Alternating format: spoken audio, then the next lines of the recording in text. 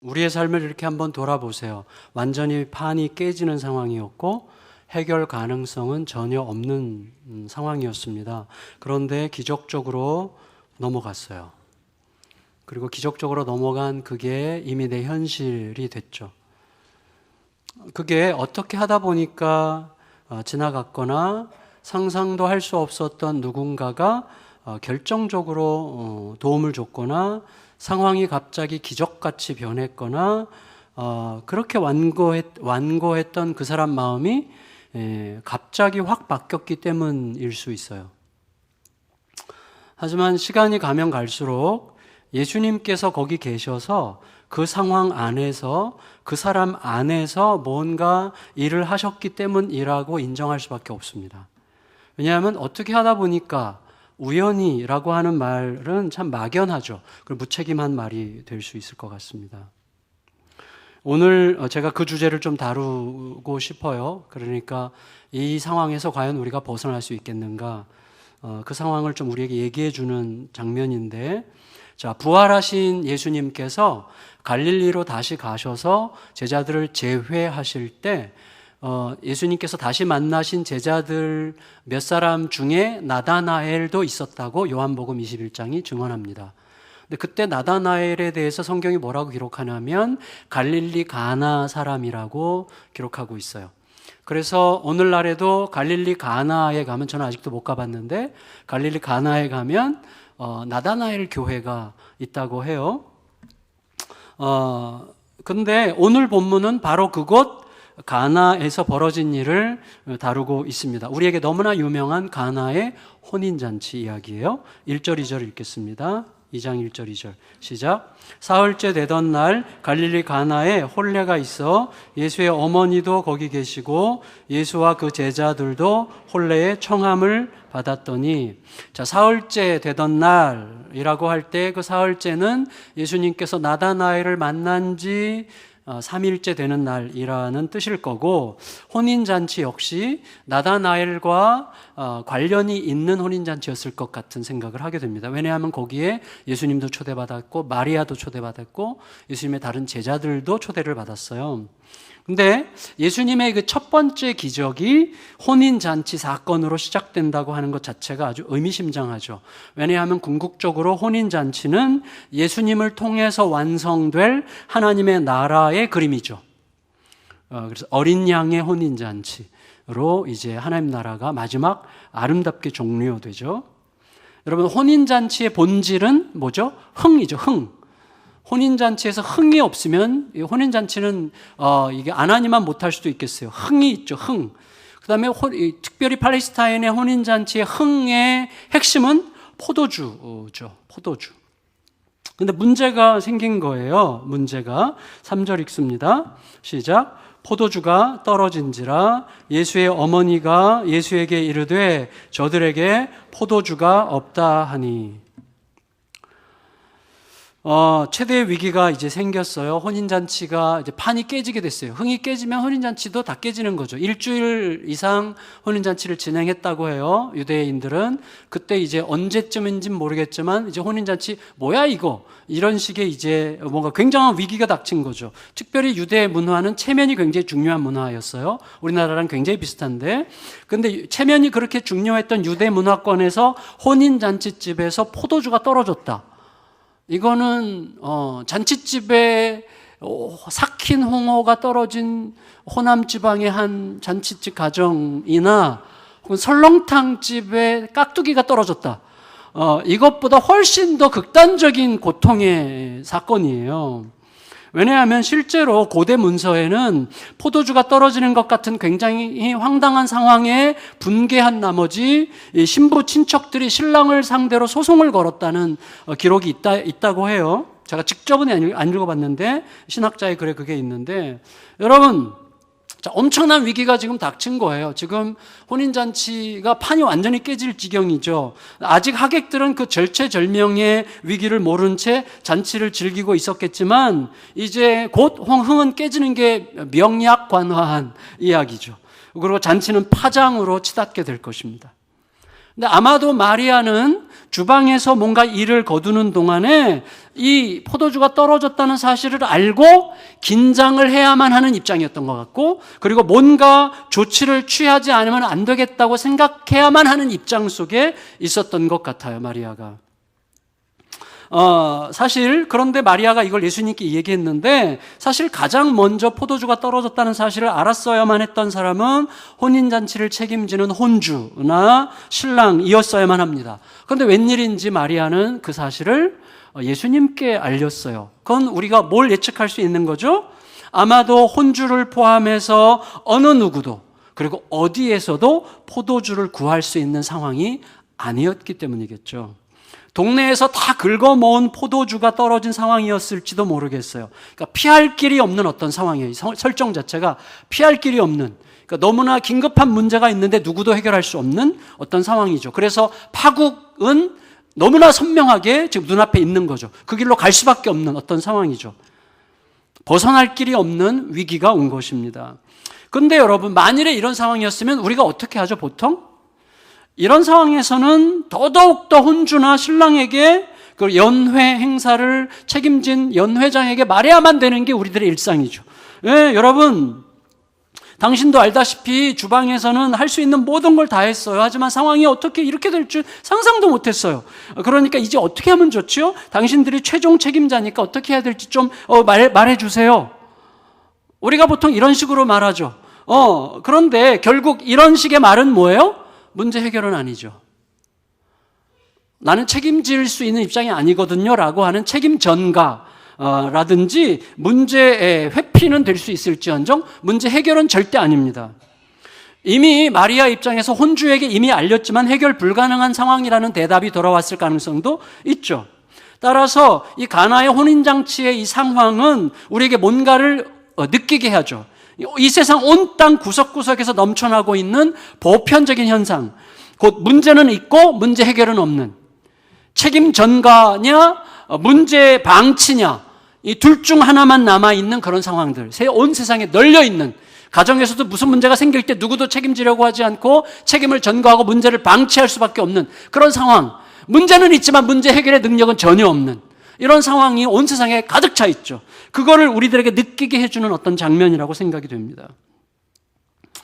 여러분, 사람들이 결혼에 대해서 어떻게 생각하든지, 결혼 생활에 대해서 어떻게 생각하든지 간에 사실 성경은 결혼이라고 하는 것이 우리들의 일생 중에 가장 의미 깊은 시간으로 선물된 거라고 우리에게 가르치죠. 결혼은 정말 놀라운 거죠. 연합의 신비로 생명력이 가장 충만해지는 시간이죠. 하지만 그런 혼인잔치에서 흥이 깨지고 기쁨이 사라진다고 하는 것은 재앙이죠.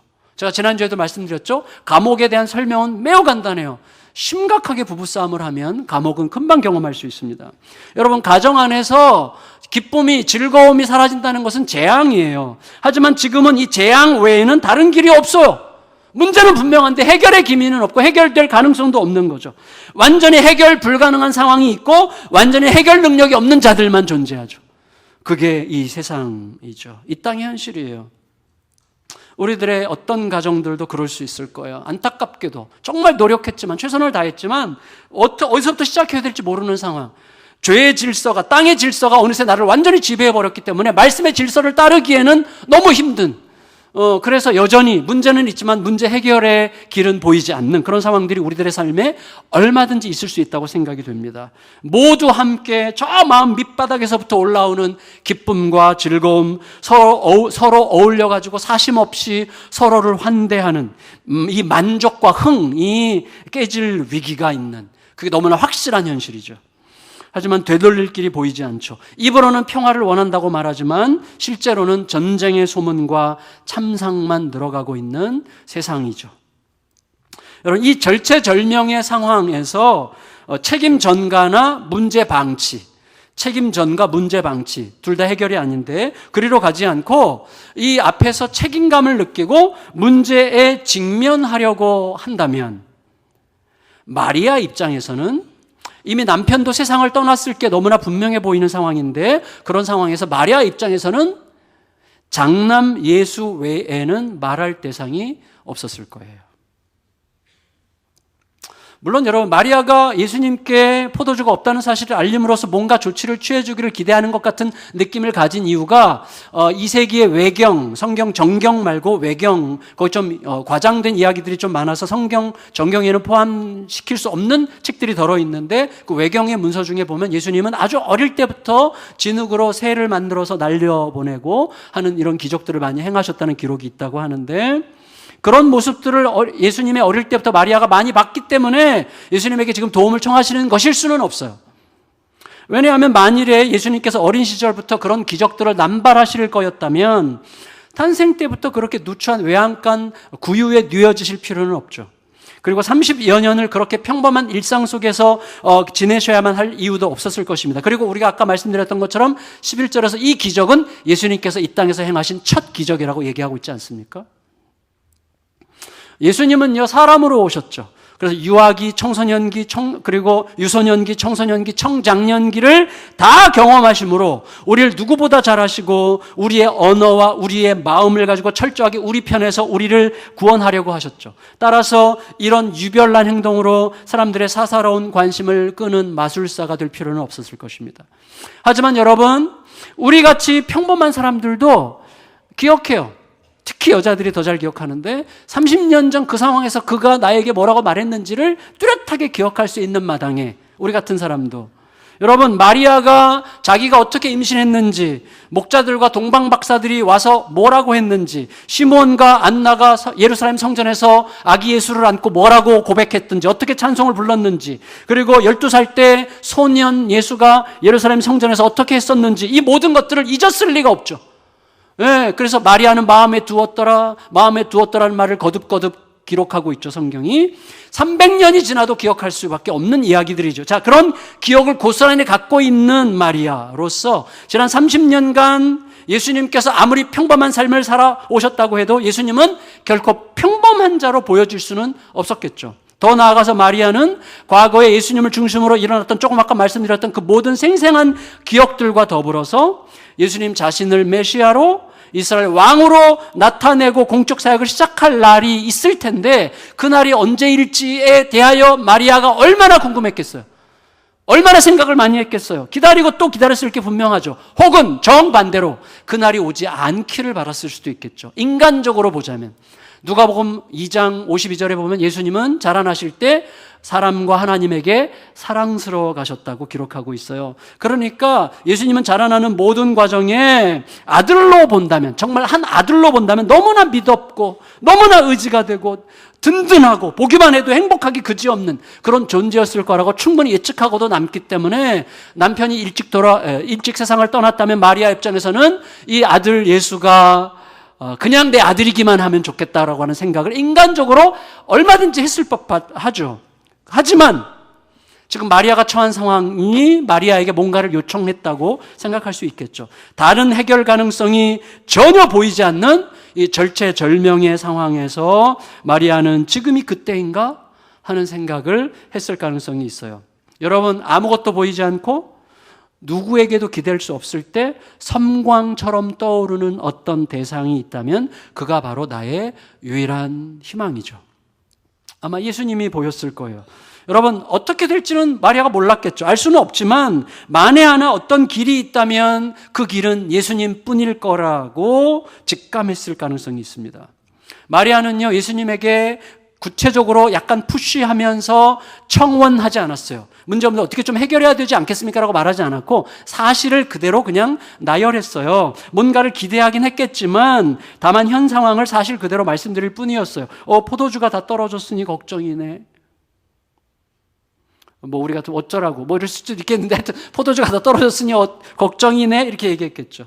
그런데 그 마리아의 말에 대한 예수님의 대답은 간담이 서늘할 정도로 너무나 차갑고 냉담한 말씀이었습니다. 4절 읽겠습니다. 4절 시작. 예수께서 이르시되 여자여 나와 무슨 상관이 있나이까? 내 때가 아직 이르지 아니하였나이다. 자, 이 부분에 대해서 우리가 어떻게 생각하고 있는지 모르겠고 또 한때 상당히 고민을 했었을 가능성이 있는 말씀이기도 한데 저는 이렇게 그냥 애둘러서 표현하지 않고 그냥 직선적으로 말씀을 드리려고 합니다. 저는 이렇게 생각합니다. 무엇보다도 마리아가 예수님께 포도주 이야기를 꺼내는 바로 그 순간 예수님에게 있어서 마리아는 육신의 어머니가 아니라 한 개체적 존재인 사람이라는 뜻에서의 여자였을 거예요. 무슨 말이냐 하면 베드로가 가장 위대한 신앙 고백을 하는 사랑하는 제자에서 십자가를 가로막는 사탄이 되는 데는 몇 분도 걸리지 않았습니다. 그 자리에서 바뀌었죠. 다시 말하면 지금 상황에서 마리아는 자기 자신도 의식하지 못하는 상황에서 예수님의 공적인 사역의 때를 주도적으로 결정하려는 사람이 돼버린 거예요. 자기도 모르게. 그리고 하나님께 여쭙지 않는 사람인 그 여자는 거부되어야만 하는 거죠. 여러분, 예수님의 대답에서 우리가 냉담함을 크게 느끼면 느낄수록 그것은 하나님의 때를 사람이 결정하려고 하는 것에 대한 거부감의 크기예요. 하나님의 때를 사람이 결정할 수 없죠. 예수님은 틀림없이 자신이 공적으로 사역을 시작하는 때에 관해서 하나님과 지속적으로 소통하셨을 것이고 아직은 아니라고 생각하셨을 거예요. 그럼에도 불구하고 아직은 내 때가 아니라고 말씀하자마자 하나님 아버지께서 지금부터야 라는 감동을 주셨다면 곧장 따르실 준비가 되어 있었을 게 너무나 분명하죠. 왜요? 그게 예수님께서 복음서에서 보여주는 아들과 아버지와의 관계였어요. 여러분, 아버지의 뜻을 따르는 데 있어서 아들의 체면, 자존심 이런 것들을 항상 저 뒤로 밀려나죠. 적어도 아들 예수님과 아버지 하나님과의 관계에서는 그렇죠. 그 아들의 모습, 자신의 모든 것이 어떻게 되든지 간에 그 뜻을 따르고자 하는 아들의 모습은 십자가에서 극한의 형태로 나타났죠. 모든 수치와 모든 굴욕과 모든 아픔에도 불구하고 그 길을 가는 거죠. 여러분, 그런데 지난 30년 가까이 예수님을 경험했던 마리아로서는 예수님의 이 여자여 나와 무슨 상관이 있나이까 내 때가 아직 이르지 아니하였나이다 이런 아주 냉담하기 그지없는 이 말씀이 단호한 거절이라기보다는 아직 마음에 확고한 감동이 없다는 표현이라는 것을 마리아는 직감했던 것 같아요. 더구나 마리아가 만일에 예수님의 공적 사역의 때에 대해서 고민했거나 대화를 나눈 적이 혹시라도 있었다면 마리아 입장에서는 지금이야말로 바로 그때가 아닌가 하는 생각을 할 수밖에 없었을 것 같습니다. 왜냐하면 만일에 마리아가 포도주가 떨어진 상황에 대해서 면피하려고 책임을 대충 전가하고 그리고 문제를 회피하고 그리고 문제를 방치할 정도인데 그냥 슬쩍 그냥 흘려보는 말이었다면 예수님의 냉담함 앞에서 순식간에 깨갱했든지 혹은 매우 서운해했을 가능성이 굉장히 많아요. 그런데 마리아는요, 예수님의 그 냉담함 앞에 요만큼도 상처받지 않죠. 오히려 대담하게도 완전히 다른 방식으로 반응합니다. 이렇게요. 5절 우리가 알듯이 5절 읽겠습니다. 5절 시작. 그의 어머니가 하인들에게 이르되 너희에게 무슨 말씀을 하시든지 그대로 하라 하니라. 마리아에게는요, 우리가 너무 지나치게 부인할 필요는 없을 것 같아요. 마리아에게는 우리는 결코 느낄 수 없는 굉장히 각별한 경험이 있었을 거예요. 그리고 굉장히 특별한 느낌들을 가지고 있었겠죠. 특별히 예수님에 대해서. 그러므로 마리아는 그 상황에서 뭔가를 느꼈을 게 분명해요. 이같이 막막한 상황이라면 답은 오직 누구도 해결할 수 없는 상황에서 누구도 해결할 자가 없는 이 상황, 막다른 골목 같은 이 상황에서 답은 만일에 답이 나온다면 그것은 예수님으로부터 나올 수밖에 없는 상황이라고 하는 것을 느꼈을 거라고 생각할 수 있는 거죠. 근데 놀랍게도 1절 관여하지 않겠다라고 하는 식으로 냉담하게 말씀하셨던 예수님께서 갑자기 움직이시죠. 다시 말하면 사람의 말을 따르지 않겠다고 선언하시고 이제 하나님의 말씀만 따라서 행하시겠다는 의지를 강력하게 표현하신 셈이죠. 그 사이에 하나님과의 어떤 내적 소통이 있었겠죠. 그리고 예수님의 말씀은 동시에 어떤 역사를 이루었어요? 파탄의 위기에 빠진 혼인잔치를 한순간에 넘치게 회복시키는 새 창조의 사건을 일으키게 됩니다. 6절에서 9절까지 읽겠습니다. 6절에서 9절 시작.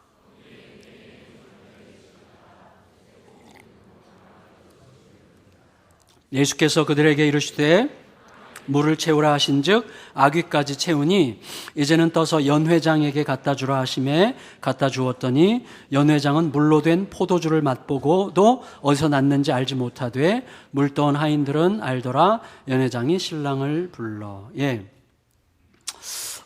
성도 여러분, 어떤 분은 이 물이 포도주로 변한 사건을 두고 굉장히 시적으로 이렇게 표현하셨어요.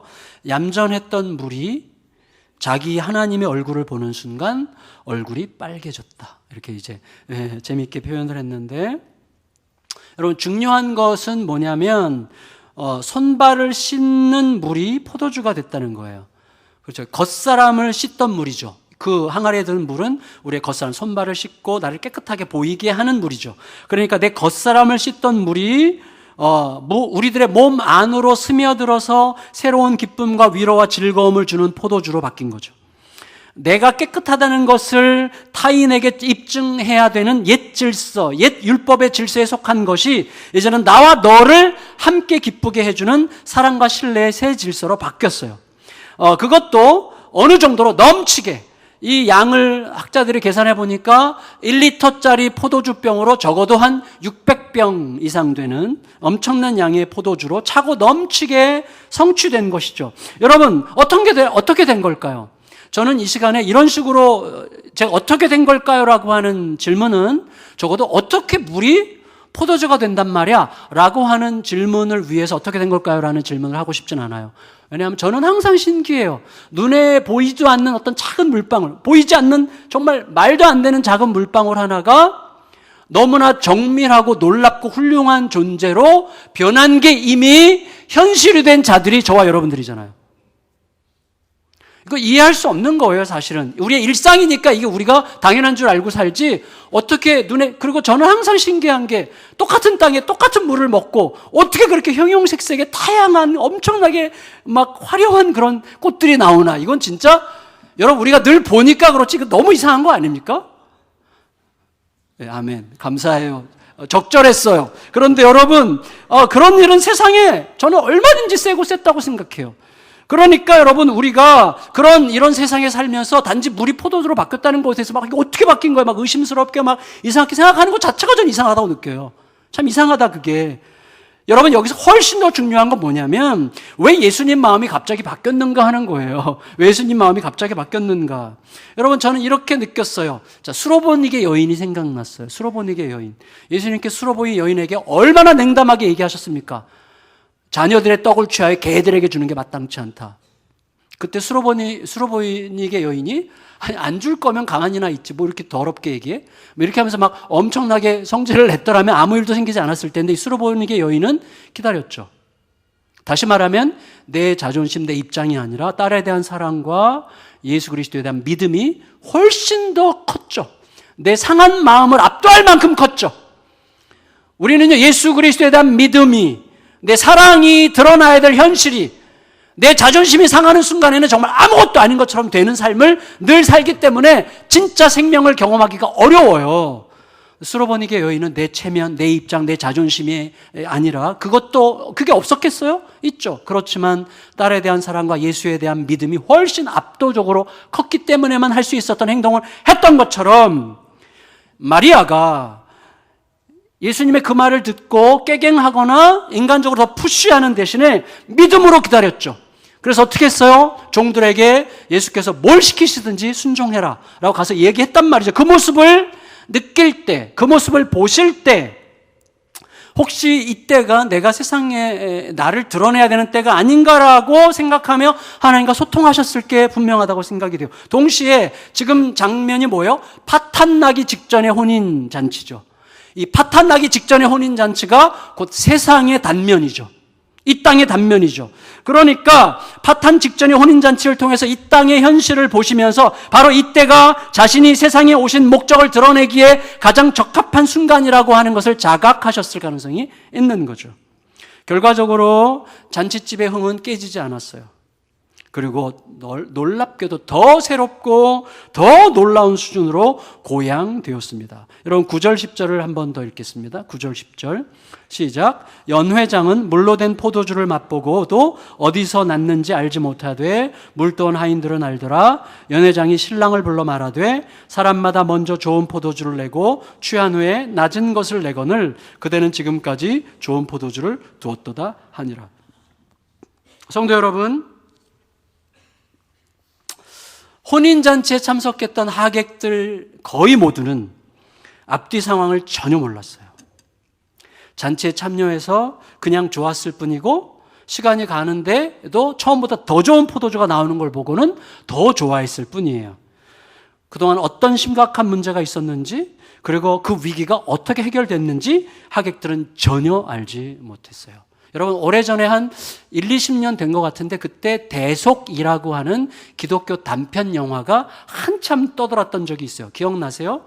일단의 사람들이 기차를 타고 쫙 가요. 기차를 타고 막 그 안에서 이렇게 술도 마시고 즐거워하고 막 서로 이야기하고 막 시끄럽게 떠들면서 막 이렇게 기차를 타고 그러니까 우리들의 일상이죠. 그게 세상이에요. 세상.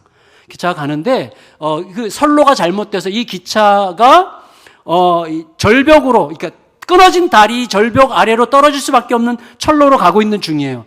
근데 그거를 그 영무원의 아들이 알게 됐어요.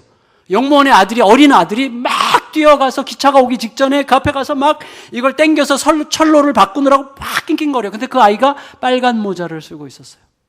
근데 이 아이가 막 당겨서 겨우 딱 당김과 동시에 기차가 길을 바꿔서 제대로 사는 길로 갔고 이 아이는 기차에 즉사하면서 빨간 모자가 그렇게 하늘로 튀어오르죠.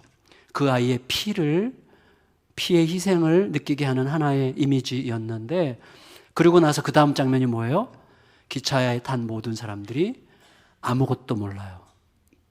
어떤 일이 있었는지 몰라요. 어떤 위기가 있었는지 이 위기가 어떻게 해결됐는지 아무도 몰라요. 여전히 즐기면서 기뻐하면서 여행을 하고 있는 거죠. 그게 세상이에요. 이 혼인잔치에 참여한 사람들과 똑같아요. 그게 세상이죠. 하지만 여러분 만일에 그들이 어떤 위기가 있었는지 이 잔치자리에 그리고 그 위기가 어떻게 해결되는지를 제대로 알았다면 다만 좋기만 한 것은 아니었겠죠. 우리처럼 정신을 차리고 예수의 발 앞에 엎드려야만 하는 거죠. 여러분 영광을 보고 알 때만 믿음이 창조되는 것입니다. 11절 읽겠습니다. 11절 시작. 예수께서 이 첫 표적을 갈릴리 가나에서 행하여 그의 영광을 나타내심에 제자들이 그를 믿으니라 그랬어요. 결국 이 혼인집 잔치 사건은 창조주 예수님의 영광, 세상을 완전히 새롭게 하실 진정한 왕의 영광을 나타내는 사건이었습니다.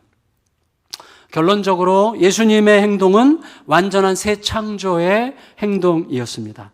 당장 필요했지만 당장 어디서도 구할 수 없는 포도주가 떨어져서 흥이 깨어짐으로 생명력이 완전히 사라질 위기에 처한 이 혼인잔치에서 그리고 벗어날 수 없는 완전한 절대절망의 상황에서 어디에서도 잔치의 기쁨을 지킬 길을 찾을 수 없었던 절체절명의 상황에서 갑자기 새 창조가 일어난 거죠.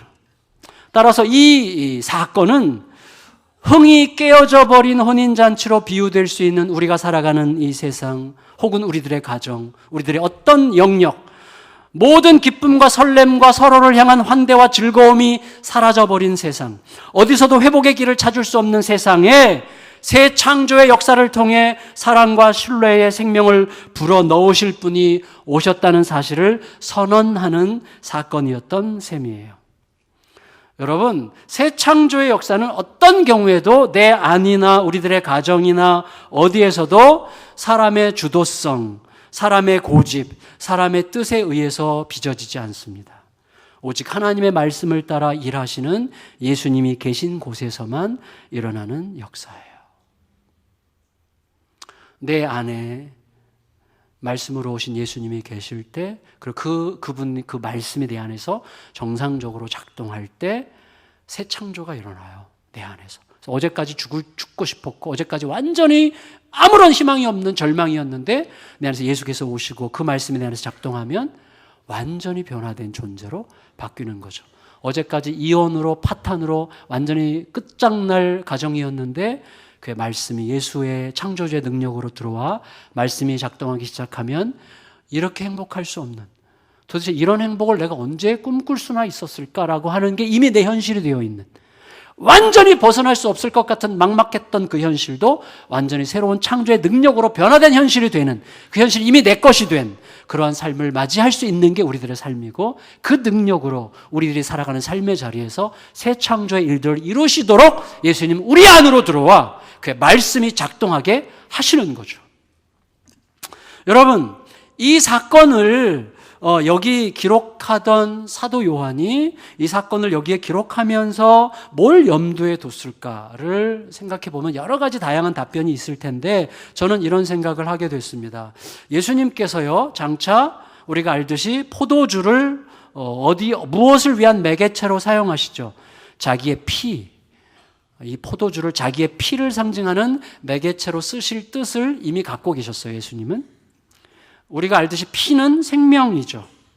우리로 하여금 자신을 주인 삼게 만들고 우리로 하여금 의심과 두려움으로 움직이게 하는 죄, 내가 스스로 내 주인이 되려고 하면 모든 상황들을, 모든 사람들을 의심과 두려움의 방식으로 상대할 수밖에 없고, 의심과 두려움이 만드는 삶의 결과들을 계속해서 양산할 수밖에 없는 거예요. 죄가 하는 일이죠.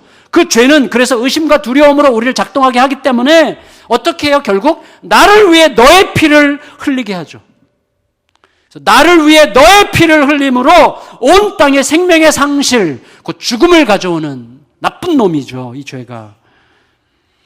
그래서 여러분, 세상은 포도주가 떨어진 혼인잔치처럼 생명을 잃은 황폐하고 무기력한 땅으로 전락하는 거예요. 따라서 진실로 세상을 아름답게 그리고 온전한 삶을 살고자 하는 자들은 나를 위해 너의 피를 흘리는 재앙을 물리치고 너를 위해 내 피를 기꺼이 흘려 생명을 되찾아 올 자를 목마르게 기다려왔던 거죠. 이에 예수님께서는 더 좋은 포도주를 넘치도록 풍성하게 제공하심으로 당장 흥이 깨질 위기에 처한 혼인잔치에 이전보다 더 나은 기쁨을 충만케 하셨던 것처럼 이제는 곧 십자가에서 우리를 위해 자기를 기꺼이 내어주시고 자기 피를 기꺼이 흘리심으로 온 땅에 생명의 강수가 흐르게 하실 것이고, 내 안에, 우리 각자의 안에, 우리 가정 안에, 우리들이 속한 모든 곳에 그 생명의 기운이 흐르게 하실 거였습니다. 세상 사람들은요, 혼인잔치의 하객들처럼 세상에 어떤 위기가 있었는지, 그 위기가 누구에 의해서 막혀졌는지, 누구에 의해서 중단됐는지를 모르면서도 이전보다 더 아름다운 기쁨과 환대를 맛볼 수 있게 될 것입니다. 하지만 세상의 운명을 그렇게 바꾸신 분을 알고서 그 기쁨을 누릴 수 있어야만, 그리고 그분을 기뻐하고 그분을 사랑하고 그분을 신뢰함으로 살 수 있어야만 우리들은 비로소 다시는 죽음의 길이 아니라 생명으로 가는 길을 가게 될 것이고, 새 창조의 기쁨을 진정으로 누리는 자들이 될 것입니다. 말씀을 마칠게요. 지난 화요일 큐티 본문에 밤에 밖에서 양을 지키던 목자들에게 큰 기쁨의 좋은 소식이 임했어요. 그들에게 어떻게 이게 큰 기쁨의 좋은 소식이 될 수 있어요? 왜 목자들이었습니까? 왜 목자들에게 큰 기쁨의 좋은 소식이 되는 거예요?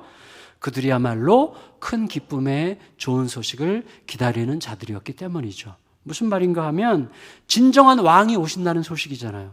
진정한 왕이 오신다는 그 소식은 헤롯은 절대로 기뻐할 수 없는 소식이에요. 자기 스스로 왕이 되려고 하는 기득권자들 절대로 기뻐할 수 없는 소식입니다. 내 마음의 자리를 내가 차지하고 내가 원하는 대로, 내가 원하는 때, 내가 원하는 방식으로, 내가 원하고 선택하는, 결정하는 그 길로 스스로 왕 노릇하고 싶어하는 자들에게 예수께서 참 왕으로 오신다는 소식은 전혀 기쁜 소식이 아니에요. 참으로 내가 왕이 아님을 진실로 인정하고 진짜 내 삶을 제대로 다스려줄 참 왕을 기다렸던 사람에게만 왕이 오신다는 소식이 큰 기쁨의 소식이죠. 그들이 바로 목자였어요. 왕궁에서 스스로 자기 왕이 되려고 하는 사람들에게는 이 소식이 아무리 전해져도 큰 기쁨의 좋은 소식이 될 수 없었습니다. 여러분, 우리 모두가 내가 내 인생을 포함해서 어디에서든지 왕이 아님을 절실히 깨닫고 인정하고 나를 진실로 다스리고 인도해 줄 진짜 왕을 기다리게 될 때 그런 사람들에게만 큰 기쁨의 소식이 가슴으로 오고 그는 새 창조의 일을 걷기 시작하게 될 것입니다. 우리들은 누군지를 질문하며 어떤 길을 가야 되는지에 대한 질문에 대한 대답을 잘하며 우리의 삶에서 하나님만이 이루시는 새 창조의 기운이 내 안에서, 우리들의 가정 안에서, 내가 행하는 일들 안에서 놀랍게 펼쳐져가는 2020년 한 해가 되시기를 예수님의 이름으로 축원합니다.